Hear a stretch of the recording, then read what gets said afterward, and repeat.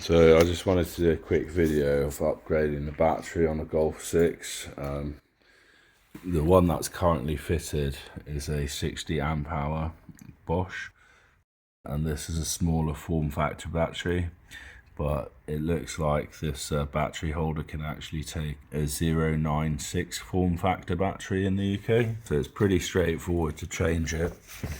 There's a 13mm socket just between the air intake and the battery down there, and that locks the battery in place. You just want to be careful you don't drop the bolt or the holding plate. And then it's just the two terminals. So yeah, if you have a look down there, you can see the 13mm and the holding plate for the battery. You can get in there without having to remove anything.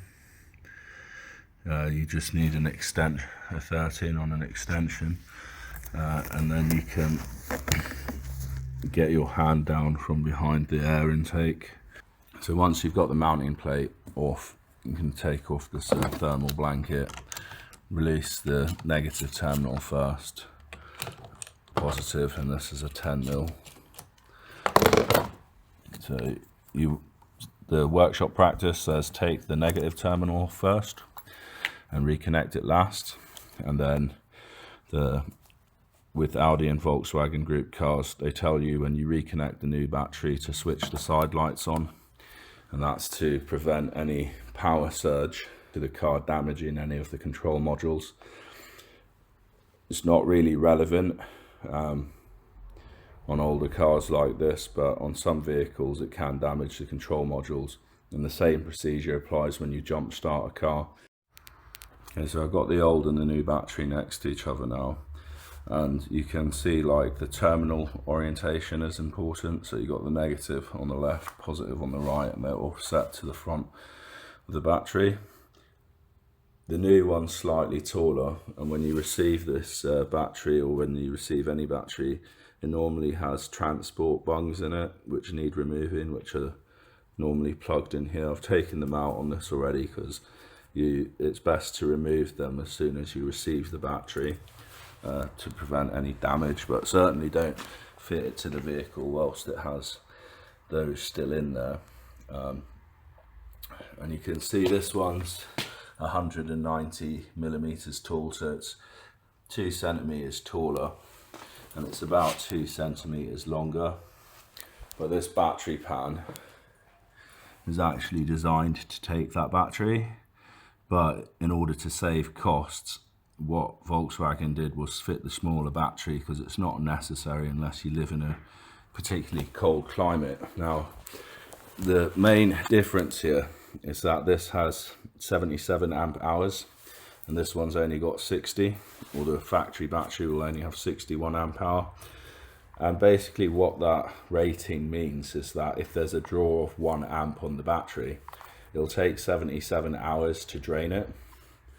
So once you lock your car, the alarm systems, and with me I've got a dash cam, the alarm systems drain about 0.2 amps. So you can just divide that by how many amp hours you have, or divide how many amp hours you have by 0.2, and that'll tell you how long your battery will last without charging it. And then with the dash cams, they have radar sensors which trigger the cameras to come on whilst the car's parked up, and they cause about a 0.5 amp hour drain when they're activated and recording, but then they will shut down and draw slightly less power. But by increasing your amp hours, it means that you can leave your car parked up without having to have an auxiliary battery in the vehicle, and not having to worry that your battery is going to go flat from the cameras and then not start on you.